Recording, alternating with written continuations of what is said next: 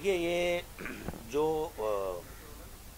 9 तारीख को जो एफआईआर हुई थी बैंड्रा पुलिस स्टेशन में, जो एडवोकेट खालिद बाबू कुरैशी ने किया था, ये एफआईआर के करने के बाद में खालिद बाबू कुरैशी ने एफआईआर में ये बताया है कि उसने 2 लोगों के ऊपर एफआईआर किया है। एक तो जुबैर खान जो कि बिग बॉस के कंटेस्टेंट है, और दूसरा जो मेरा नाम दिया था शमीम रेडियो वाला।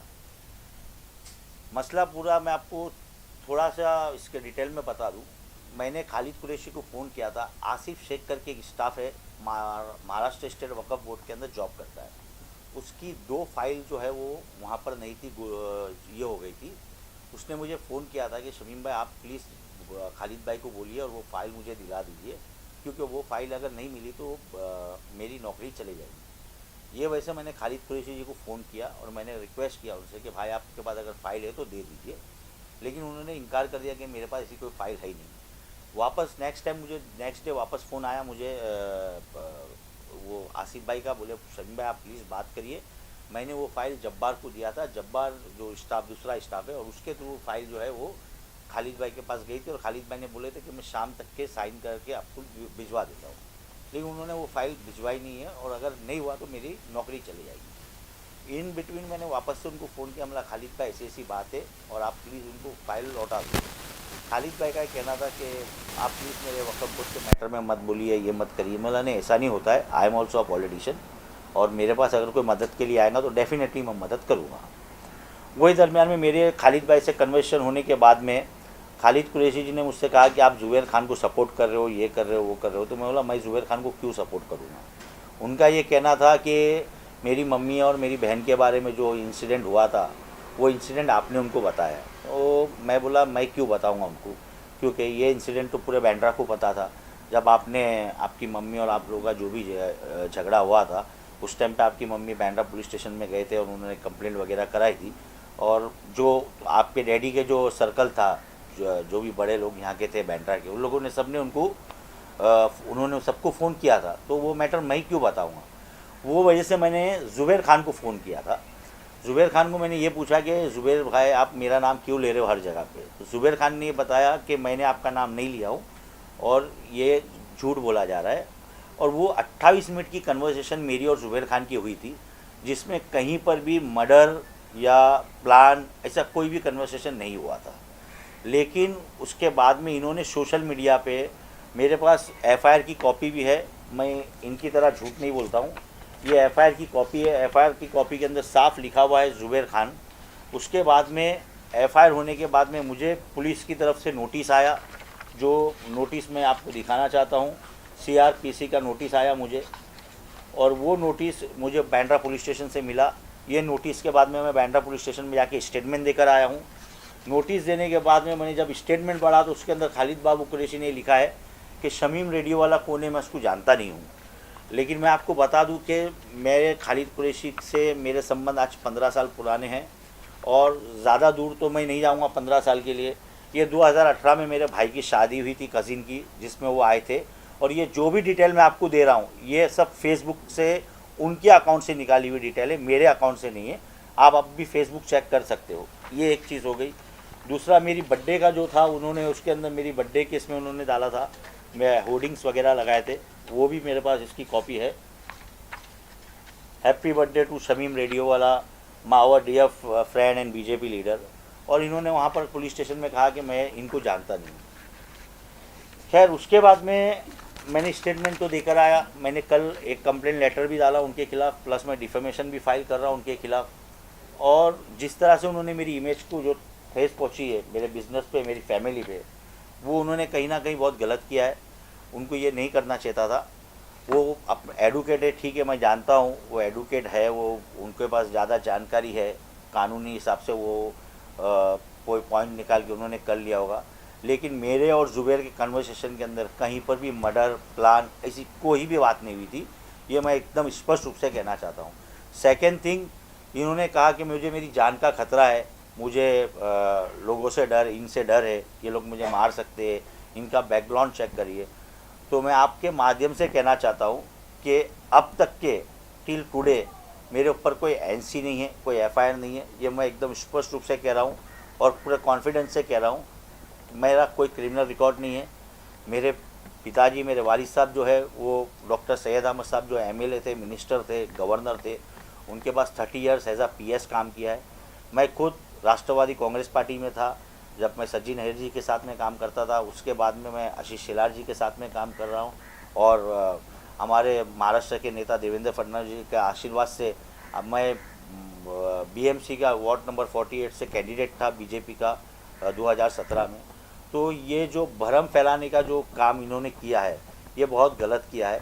मैं चाहूँगा कि जो ये बता रहे हैं कि मेरा फैमिली बैकग्राउंड चेक करने क्रिमिनल रिकॉर्ड, तो क्रिमिनल रिकॉर्ड के लिए तो मैं आपको इसके अंदर दिखा सकता हूँ कि ऐसे कई क्रिमिनल्स लोग हैं जिनका इनके साथ संबंध है। और ये संबंध जो है इनके, ये मैं नहीं बता रहा हूँ, ये फ़ोटो बता रहा है इनके संबंध। ये ऐसे ऐसे लोगों के साथ में इनका संबंध है। ये कौन है ये मुझे बताने की ज़रूरत नहीं, आप खुद जानते हैं कौन है और इस वक्त कहाँ है। ये बंदा हर जगह हर दावत में इनके पास आता है। ये बंदा जो नारकोटिक्स में अभी अरेस्ट हुआ है वो आता है। ये जो बंदा है ये वांटेड है इस वक्त पॉस्को केस में। इनके संबंध इन लोगों के साथ में है। ये लोग अपने घर पे बुलाते हैं, दावत करते हैं, इन लोगों को बाद में पोस्ट करते हैं और एक डर का माहौल लोगों के बीच में क्रिएट करते हैं और अपना काम निकालते हैं। और रहा सवाल एफआईआर का, तो इससे पहले भी कई एफआईआर इन लोगों ने झूठी कराई है जिसके डॉक्यूमेंट्स प्रूफ के साथ में मैं आपके पास एक बार फिर आऊँगा। और रहा सवाल ये दोनों भाई का, तो ये दोनों भाई ने बैंड्रा के अंदर ही नहीं हर जगह पे ये लोग लोगों से पैसे की मांग कर रहे। ऐसा सोर्स से मुझे पता चला। जुबेर खान ने भी जो वीडियो डाला है उसमें जुबेर खान ने भी बताया कि कोई रिशाद लकड़ा वाला करके उसका कोई फ्रेंड है जिससे इन्होंने कुछ 20 लाख 50 लाख की कुछ मांग की है। तो ये लोगों ने पैसा डिमांड करना इनका काम हो गया है। ये लोग वक़्फ़ की प्रॉपर्टी के साथ खेल रहे।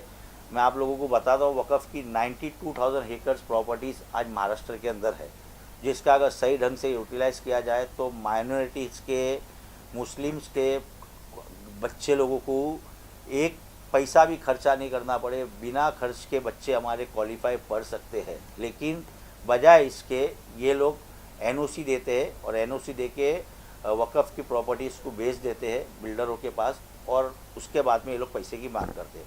अभी आपका अगर कोई क्वेश्चन हो तो प्लीज़ बोलिए। सर, आपने बताया टाइम्स जैसे पेपरों में जो जाने माने पेपर हैं उसमें आपके खिलाफ में उन्होंने बयान दिया, लेकिन मुझे ये जानना है कि आपसे उन्होंने कोई रिएक्शन लिया था या किसी तरीके की पूछताछ की? मैंने आपको जैसा बताया कि मेरी उनसे बात हुई थी। आसिफ शेख, उसकी 2 फाइल है, एक है अमरनाथ मस्जिद करके थाना की फ़ाइल है और एक नागपुर के दरगाह की एक फ़ाइल है। वो दोनों फाइल इन्होंने साइन करने के लिए लिया था कि मैं साइन करके वापस देता हूँ, लेकिन उसके बाद में उन्होंने वो फ़ाइल उसको वापस नहीं की। वही फ़ाइल के लिए जब मुझे फ़ोन आया तो मैंने इनसे बात की थी और मैं जो कुछ भी बोल रहा हूँ ऑन रिकॉर्ड बोल रहा हूँ।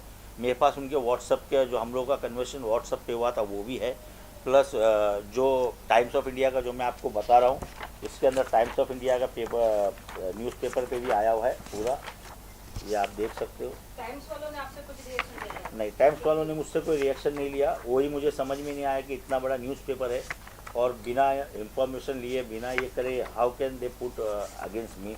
उनको एटलीस्ट ये देखिए, ये टाइम्स ऑफ इंडिया के अंदर लिखा हुआ है, to book for the abuse video in the on BJP leaders, और इसमें बाकायदा मेरा नाम लिखा हुआ है, शमीम रेडियो वाला एंड जुबेर खान। टाइम्स वालों ने भी डाला है, इन्होंने खुद सोशल मीडिया पे डाला है। यस, इस पर लिखा हुआ है, इसके ऊपर भी लिखा हुआ है। प्लस जो खालिद बाबू कुरैशी ने जो मीडिया जो प्रेस कॉन्फ्रेंस दिया था, ये उसके फेसबुक के ऊपर से मैंने ये प्रिंट निकाला हूँ, जिस पे इन्होंने लिखा है कि मुंबई पुलिस शमीम रेड्डी वाला name has be mention in the FIR. देखिए, ये मेंशन करके इन्होंने यहाँ पर लिखा हुआ है एफआईआर। तो मेरी इमेज को ख़राब करने की कोशिश की गई है। मेरी आपकी इमेज को जैसे और टाइम्स ऑफ इंडिया ने दोनों ने खराब किया, तो उसको लेकर आपकी क्या मांग है? नहीं, मेरी मांग तो चल रही है। देखो, मैं तो कानूनी लड़ाई लड़ूंगा, क्योंकि मैं कोई, मेरे घर पे कोई क्रिमिनल आता नहीं है खाना खाने के लिए या दावत के लिए, या कोई बड़े बड़े लीडर आते नहीं हैं। मैं एक छोटा कार्यकर्ता हूँ। और जिस तरह से खालिद कुरैशी जी ने कहा था कि जुबेर खान जो है उनके खिलाफ़ बोलता है, तो वो जुबेर खान का पर्सनल इशू है। वो क्यों बोलता है और वो किस लिए बोलता है, उसके पास क्या उनके बारे में रिपोर्ट है, आप जुबेर खान से पूछिए। लेकिन जिस तरह से आप बार बार देवेंद्र फडणवीस जी या पूनम महाजन जी या आशीष शेलार जी का आप नाम लेके लोगों को धमकाओगे या लोगों से पैसे उगराओगे तो कहीं ना कहीं ये बात गलत है मेरे हिसाब से। तो ये बड़े लीडरों को सर इसके बारे में पता होता है कि ऐसी सारी चीजें हो रही हैं? देखिए अब ये पता था या नहीं था वो तो मुझे पता नहीं है, लेकिन हाँ ये बात सही है कि इससे पहले भी एक बार SBUT के जो भोरी मोहल्ले के अंदर जो काम चल रहा है उसके टाइम पे भी एक कंप्लेंट आई थी खालिद कुरैशी के खिलाफ। तो उसके अंदर कई बड़े लीडरों ने खालिद कुरैशी से बात भी की थी कि प्लीज़ आप इसके अंदर वो मत करिए, अननेसेसरी का प्रॉब्लम हो जाएगा। और इससे पहले का तो मुझे पता नहीं है, लेकिन हाँ मैं खुद जाकर देवेंद्र फडणवीस जी से मिला हूँ। हमारे नेता है, वो हमारे लीडर है, महाराष्ट्र की शान है और मुझे पूरा यकीन था उन पर कि वो मेरे को हेल्प करेंगे। उन्होंने कहा है कि इसकी वो इंक्वायरी करेंगे। मैंने बाकायदा लेटर देकर आया हूँ उनको और वो लेटर की कॉपी मेरे पास है, अभी इसके अंदर ही है। आप लोगों को चाहिए तो कॉपी भी दूंगा और मैं आपको बताऊंगा कि उन्होंने भी मुझे यही कहा कि पहली बात तो ये कि FIR होती नहीं है, लेकिन FIR कैसी हुई वो मुझे पता नहीं है। अब खैर वो कानूनी है, FIR करना था उनको, कर लिया उन्होंने। और इससे पहले भी उन्होंने कई लोगों पे FIR किया, ऐसा नहीं। और मैं तो आप लोगों के माध्यम से पुलिस से ये पूछना चाहता हूँ सर कि ऑलरेडी इनके ऊपर जितने पेंडिंग FIR है, शायद बैंड्रा पुलिस स्टेशन, खार पुलिस स्टेशन में, एटलीस्ट वो FIR का तो कुछ कर दीजिए। इतने टाइम से वो FIR पेंडिंग पड़ी हुई है, उसका आप लोग कुछ नहीं कर रहे हो। और ये FIR होने के बाद में इतना सोशल मीडिया पे गया, एक बार भी पुलिस ने बुलाकर उनको ये नहीं पूछा कि आपने FIR में तो सिर्फ जुबेर खान का नाम डाला है, लेकिन आपने शमीम रेडियो वाला का नाम जब डाला नहीं है, क्योंकि मुझे CRPC 160 एज अ विटनेस की नोटिस आई है। तो जब आपने नाम डाला ही नहीं है उसके अंदर, तो आप क्यों सोशल मीडिया पे इस तरह से कर रहे हो। मैं बैंड्रा के सीनियर से भी मिलकर आया हूँ और उनको भी मैंने लेटर दिया हूँ। ये लेटर मैंने उनको कल ही दिया हूँ, क्योंकि मैं NC के लिए गया था तो NC उन्होंने कहा कि आप NC मत दीजिए, आप लेटर दीजिए। तो मैंने उनको लेटर दे दिया। मतलब ठीक है, आप अगर NC नहीं भी लेना है तो कोई इशू नहीं है, लेकिन ऑन रिकॉर्ड मेरे पास ये लेटर है, स्टैम्प मारा हुआ है, कल ही देकर आया हूँ लेटर। शमीम रेडियो वाला जी, जिस तरह से अनएविडेंसेस कंट्रोवर्सी को क्रिएट किया जा रहा है तो जुबेर खान, ऐसा नहीं लगता कि बीजेपी के दो लीडरों के बीच में या बीजेपी पार्टी को कहीं न कहीं डेमोलाइज करने के लिए एक तरह का षड्यंत्र रचवाया जा रहा है, रचा जा रहा है? नहीं, ऐसा नहीं है। ये मैं नहीं समझता हूँ कि ऐसा कुछ है, क्योंकि जहाँ तक कि खालिद कुरैशी जी का सवाल है तो I know him very well कि उनका कंट्रोवर्सी हमेशा चलता रहता है। इससे पहले भी मैं जिसका बताया आपको कि कई FIR उन्होंने कराया, झूठी FIR। और अगर उनका सिर्फ यही सोचना है कि जो भी मैं कर रहा हूँ वो बिल्कुल सही कर रहा हूँ, मेरे बीच में कोई बोलना नहीं चाहिए। और आप लोगों को शायद पता नहीं होगा, बट अभी वो सस्पेंड भी है वक्फ बोर्ड से और उनकी हियरिंग चल रही है। हसन मुशर्रफ साहब जो मिनिस्टर है उनके पास में 1 या 2 हियरिंग हो गई है, अभी एक हियरिंग शायद उनकी बाकी है। तो यही वजह से उनको सस्पेंड किया गया था कि फ़ाइल जो है वो घर पे लेकर जाते थे और घर पे लेके जाने के बाद में वो फाइल जो है वो वापस देते थे नहीं देते थे, वो तो खैर मुझे पता नहीं है। यही फाइल के इशू पे ही सस्पेंड किया था, क्योंकि फ़ाइल जो है वो ऑफिस की फ़ाइल से, ऑफिस का काम है ऑफिस पे कर रहे सकते हैं, लेकिन वो फाइल घर पे लेकर जाते थे और उसके अंदर शायद कुछ फाइल मिसिंग हुई थी।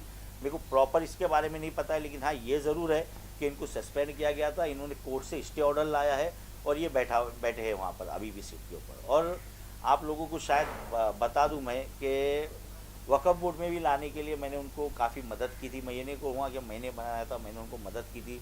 भारतीय जनता पार्टी में लाने के लिए भी मैंने उनको ये किया था, काफ़ी सपोर्ट किया था। उसके बाद भी अगर एक इंसान ऐसा करता है तो बहुत शर्म की बात है। सर ऐसा मन में आप होगा, आपका बर्थडे सेलिब्रेट कर रहे थे, सारी चीज़ें होती थी। नहीं, मेरा बर्थडे उन्होंने कभी सेलिब्रेट नहीं किया, लेकिन हाँ मेरी बर्थडे वगैरह जब रहती थी तो वो हमेशा ये फ़ोटोज़ वगैरह जो है फेसबुक पे डालते थे, happy birthday to my brother, ये वो करके डालते थे। और रहा सवाल, कोई मनमुटाव नहीं था। मैं आपको जिस तरह पहले भी बताया कि उनका यही सोचना है कि भाई जो मैं करता हूँ वो सही है, बाकी दूसरा कोई उस पर करे नहीं। तो वो हिसाब से ठीक है, वो अपनी जगह पे वो अपने आप को नेता समझते हैं।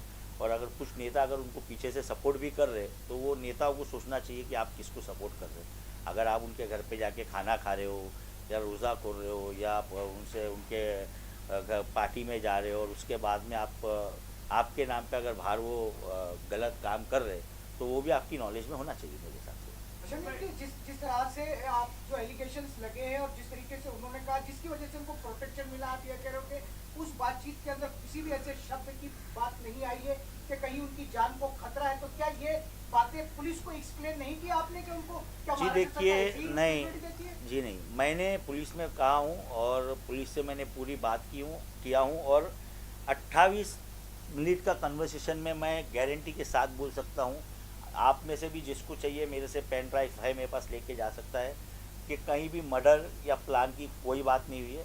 रहा सवाल प्रोटेक्शन का जो आप मुझे बता रहे हो, तो प्रोटेक्शन इनको अभी से नहीं मिला है। प्रोटेक्शन इससे पहले इनका ऐसा कहना है कि किसी गैंगस्टर का इनको फ़ोन आया था, उसके बाद में प्रोटेक्शन मिला है। मुझे तो यही नहीं समझ में आया है कि मैं तो ये जानना चाहता हूँ कि गैंगस्टर का फ़ोन आया था या करवाया गया था, इसकी भी जांच पुलिस करे। वो तो खुद ही बहुत सारे इन्वॉल्व हैं, आप बता रहे हैं जिस तरीके से अगर- इसी के लिए मैं आपको बोल रहा हूँ ना मैडम कि जिस तरह से आप वो कर रहे हो ना, इनको जो प्रोटेक्शन मिला है, इन्होंने कहा था कि एजाज लकड़ा वाला का मुझे फ़ोन आया है और प्रोटेक्शन लिया इन्होंने, लेकिन एजाज लकड़ा वाला तो आज अरेस्ट हो गए, तो प्रोटेक्शन देने का मतलब ही नहीं है। और अगर फिर भी पुलिस दे रही है और पुलिस के बाद अगर इतना टाइम है कि ऐसे लोगों को प्रोटेक्शन देने के लिए उनके पास इतने पुलिस है, तो वो दे सकते हैं, कोई प्रॉब्लम नहीं है। कंपनी का आदमी सारी प्रोजेक्ट जो कि मौका के अंदर तय गिरफ्तार है, अंदर है, जी। लकड़े वाले के साथ में, जी। तो उनके अंदर फोटो है और उनके खिलाफ में कंप्लेंट है और उनके खिलाफ में कंप्लेंट में प्रोटेक्शन मिली है, जी। इसका मतलब क्या है? वो तो अभी आप पुलिस से पूछिए, क्राइम ब्रांच से पूछिए कि इसका मतलब क्या है। एक जगह आप बता रहे हो कि आपको फ़ोन आ रहा है, धमकी आ रही है, और एक जगह आप प्रोटेक्शन ले रहे हो, और एक जगह उनके लोगों को आप घर पे बुला के खाना खिला रहे हो। तो वो पुलिस जाने, क्योंकि मैं समझता हूँ कि मुझे कानून पे बहुत भरोसा है, और अब देखना ये है कि कानून इस पर क्या कार्रवाई करता है, मेरी ये सोच है। क्योंकि इससे पहले भी कई बार इन्होंने किया है, कोई नई बात नहीं है इनके लिए, लेकिन मुझे पूरा भरोसा है कानून पे। और मैं इनकी तरह किसी नेता का नाम नहीं लेना चाहूँगा, क्योंकि जो भी नेता का आशीर्वाद रहता है, वो एक नेता की एक रिस्पेक्ट होती है हमारे दिल में, हम उस नेता की रिस्पेक्ट करते हैं। क्योंकि आज हम जो कुछ भी है, हमारे नेता हमको प्रमोट करते हैं, तो मैं इनकी तरह हमारे नेताओं का नाम लेके उनकी इज़्ज़त वो नहीं करना चाहूँगा। मेरा सिर्फ ये बोलना है कि ये जो कुछ भी हुआ है, ये मेरे साथ में गलत हुआ है, मेरी नाम को, मेरी इज़्ज़त को उछाला गया है। मैं प्रेस से रिक्वेस्ट करूँगा कि प्लीज़ इस मुद्दे के ऊपर आप पुलिस से भी पूछिए जाके, और मुझे इंसाफ दिलाइए।